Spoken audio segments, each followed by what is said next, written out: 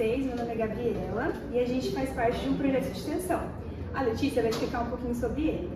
Esse projeto de extensão é voltado para as pessoas que não têm tanto conhecimento assim da área veterinária, sendo que as perguntas, não só nossas, como dos outros grupos também, que vai ter no canal do YouTube, para tirar dúvidas que são mais comuns, mas que muita gente não sabe.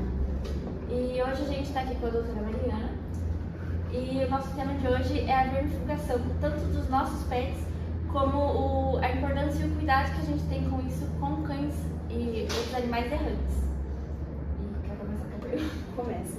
Bom, como a gente já sabe, a vermifugação é uma saúde pública, tanto para os nossos pets quanto para a gente.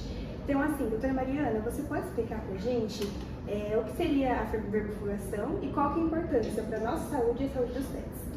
A vermifugação é o tratamento que a gente faz a fim de eliminar aqueles parasitas que estão dentro dos nossos pets. E é muito importante a gente fazer esse tratamento porque as doenças causadas por esses vermes causam muito danos a vários órgãos dos animais e em alguns casos pode até levar à morte. E existe uma rotina que o tutor deve seguir, uma frequência que ele deve vermifugar esse animal, a vacinação?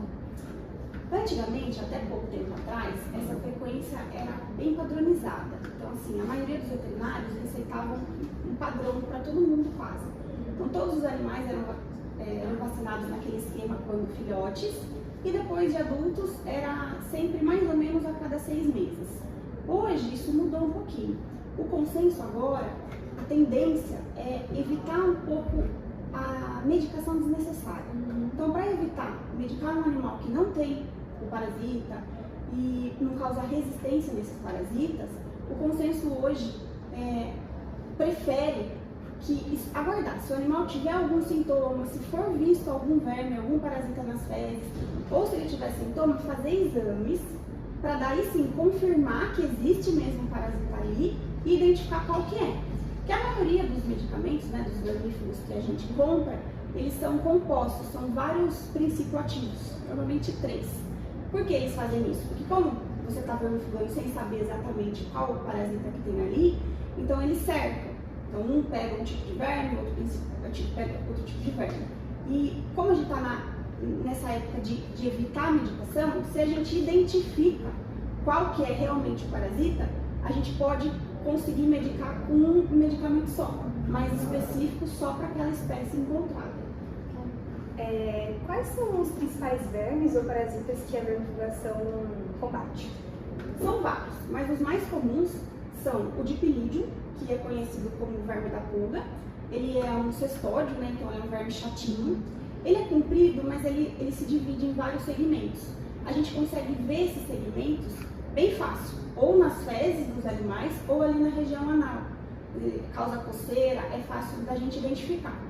Esse verme é mais encontrado em gato porque o meio de infecção é através da ingestão da pulga.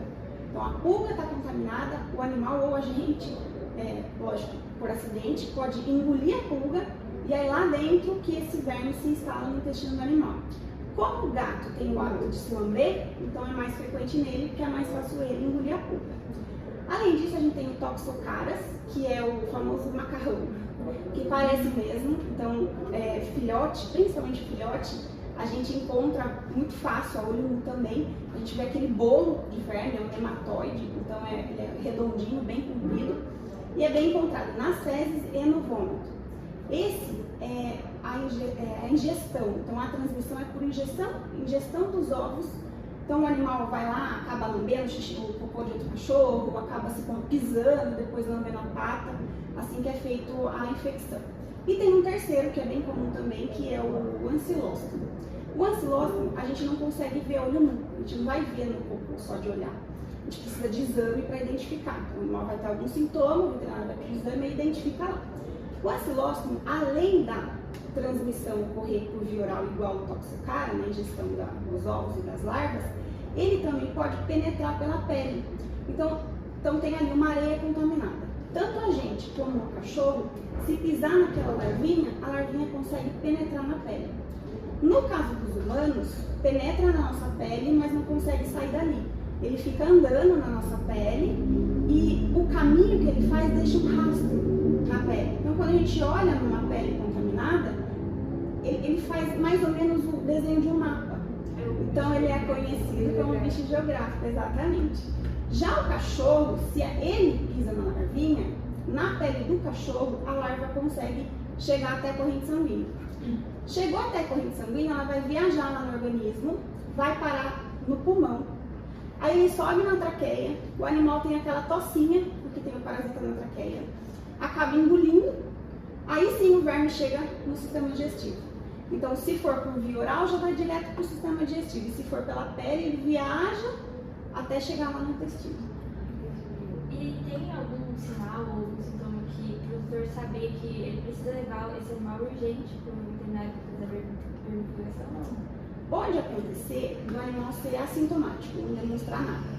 Mas os sintomas vão variar da carga parasitária, se tem muito parasita, do animal, se ele tem uma imunidade boa, se o sistema imunológico dele está bom. Então, normalmente, filhotes de animais idosos apresentam mais sintomas. Os sintomas vão variar também de onde que o parasita está. No caso do toxocaras, ele pode não ficar só no intestino, ele pode migrar para fígado, pulmão. Então, dá sintomas além do sistema digestivo também. Então, os sintomas vão variar de onde o verme está. Mas, generalizando, normalmente é a barriga abaulada, a gente vê aquele filhote bem barrigudo, diarreia com sangue, vômito. Aí, por consequência disso, vem a anemia, vem a desidratação. Esses são os sintomas mais vistos. Deixa eu tirar uma dúvida com a senhora.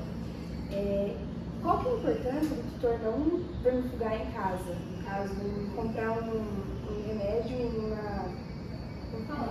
água populária. Você fala qual é o problema dele vermifugar sem veterinário? Sim, sem Você veterinário. precisa ser acompanhado sempre ou se tem algum jeito que o doutor vai fazer em casa, não é seguro? Na verdade, até hoje isso era muito comum. Todos os tutores sabiam que a cada 6 meses, aí vai lá, pede pro balconista, é um monte de marca, a maioria são os mesmos princípios, é tudo um similar ao outro, e faz em casa. Não é que tem tanto problema, é difícil dar uma reação, mas hoje evita-se desnecessariamente. Então, se o tutor comprar e usar, assim, não vai causar muito dano para o animal, só que você pode causar resistência a longo prazo dos parasitas. Então, daqui a um tempo, igual acontece com antibiótico, daqui a algum tempo, esses parasitas vão se adaptar a esses medicamentos e eles vão começar a não fazerem mais efeito. Então é mais fácil o tutor, por exemplo, esse tempo de 6 meses que ele leva para vermifugar o seu animal sozinho, é mais fácil ele levar de 6 meses para o veterinário, Fazer um exame de rotina, fazer o exame. Principalmente se ele não vê a larva lá. Então, por exemplo, viu lá o toxocaras, é fácil de ver, mas o ancilóstomo e outros é invisível. Então, às vezes o animal está vomitando, está desidratado, está apático, o tutor pensa que é com verme, porque faz 6 meses que ele não dá, vai lá, compra o remédio, dá, aí espera o remédio fazer efeito, vou esperar 3 dias para o remédio fazer efeito, e de repente não é. De repente o animal tem um outro problema e o tutor perdeu tempo, e aí quando esse animal chega pra gente, a gente vai descobrir o verdadeiro motivo, pode já ser tarde demais, porque o tutor mascarou ali, ficou achando que estava fazendo certo e acabou só demorando para fazer o atendimento correto. Você falou sobre os animais pisarem no cocô de outros animais. Falando sobre isso, qual que é o risco que os animais de ruas oferecem para a nossa saúde pública e para os nossos animais? Os animais de rua, é bom a gente frisar assim, eles são vítimas, na verdade eles não são os vilões. Então, tanto os nossos pets quanto os animais de rua, eles podem ter a doença e passar os vermes pra gente. A diferença é que os nossos pets, os que têm dono, normalmente eles são tratados. Eles não chegam a acumular doença ou uma carga muito grande e um monte de doença junto. Os animais de rua, não. Eles estão lá sem ninguém tratar, ninguém vê nada, então eles têm uma tendência maior. Além disso, eles têm uma imunossupressão pelo próprio estilo de vida. Então, eles passam frio, fome, estresse, se alimentam mal. Então, eles têm uma tendência maior a acumular doenças. E como ninguém trata, eles vão eliminar as verminoses ou até outras doenças ali na calçada, no campinho de areia, no parquinho. E aí a gente sai com o nosso animal passear, o cachorro às vezes a gente nem percebe, cheira, ou acaba ingerindo sem querer. Outra coisa é que a gente pode pisar nas fezes contaminadas e trazer para casa. Então, é mais difícil a gente pegar com contato direto. São poucas as pessoas que vão ficar abraçando um cachorro de rua para engolir uma pulga dele, por exemplo. É uma transmissão mais indireta. Então, ele fez o cocô lá, o parasita sobrevive ali um tempo, ou tem um ovinho ali, a gente pisa, leva para nossa casa, aí o nosso cachorro lambe o chão que a gente pisou, se contamina, e aí a gente tem um contato mais prolongado com os nossos, aí a gente pega dele. E daí é mais fácil, você vai abraçando, beijando, você vai limpar o cocô, você se suja, não faz a higiene direito das mãos, então o cão de rua ele acaba contribuindo para essa disseminação. E tem algum cuidado, assim, a senhora acabou de falar que, né, todo mundo que vai abraçar o animal de rua, mas tem algum cuidado específico que a gente pode tomar como população para não ser contaminado com as doenças? Sempre um cachorro desconhecido, independente de por verminose ou não, é sempre bom a gente não abraçar, não, né? A gente pode até, o animal tá lá com medo, desconfiado, a gente pode tomar mordida. Nas mordidas e nos arranhões a gente pode contrair outros tipos de doença, mas assim, a gente primeiro tem que se informar. Então a gente sabendo o que a gente pode pegar na rua, é o primeiro passo para a gente evitar. Então como a gente sabe que no caso das verminoses, a maioria é por ingestão, então se você foi no parquinho, levou a criança a brincar no parquinho, é higienizar sempre a mão dela, as nossas também, chegar em casa, lavar a mão, tirar o sapato e evitar o alimento contaminado, tudo que possa estar contaminado e que a gente vai levar até a boca. Então, sabendo como é a transmissão, a gente evita a ingestão. Tá, e como a nossa comunidade, nós como tutores e como pessoas, a gente pode ajudar a controlar essa população de animais de rua e prevenir essas doenças? Essa, eu costumo falar que é uma pergunta complicada, porque é fácil de responder, mas a realidade acontecer do jeito que deveria é difícil.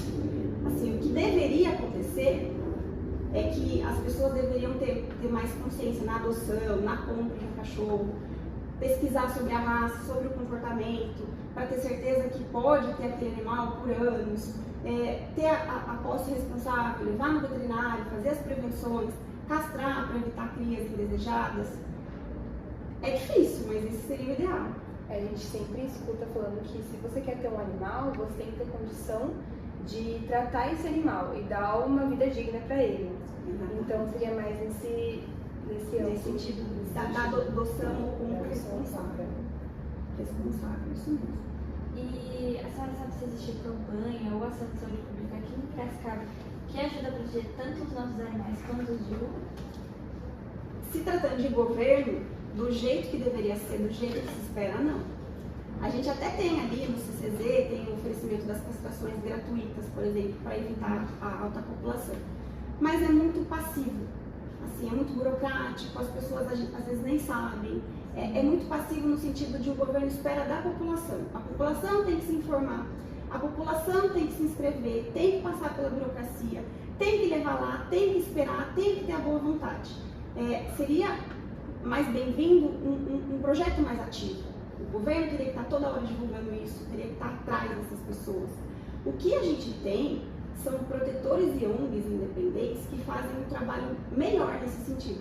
Eles são muito mais ativos, eles vão na casa das pessoas, eles informam, muitas vezes eles vão com o carro próprio na casa dessas pessoas, pegam um animal, levam às vezes em clínica particular, ou levam lá no CCZ, depois cuida do posse, ou então faz resgate, tirando vários animais da rua, principalmente os doentes, cuidando desses animais. Então a gente tem aí uma ação mais voluntária do que de governo.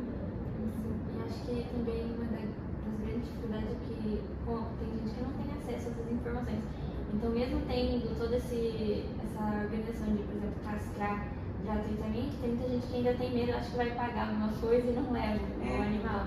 Mas por quê? Porque falta uma ação do governo de divulgar, de mostrar como que é, de ir atrás. Eles ficam lá esperando. Eles esperam Quanto menos vezes, melhor. Mais ou menos assim, né? E para os tutores que têm pet, qual dica você daria para a gente evitar problemas com a saúde? Em primeiro lugar, está melhorando isso, mas a gente tem uma cultura ainda de não levar no veterinário. Normalmente o carro leva no mecânico rápido, mas o cachorro, para ele chegar no veterinário, as pessoas perguntam para o vizinho, para a família, para o amigo, vê no Google. E só depois que não resolveu é que chega no veterinário já nesse meio tempo, se é uma zoonose, já disseminou, já contaminou. Então a a gente precisa aderir mais a essa cultura de procurar um atendimento técnico.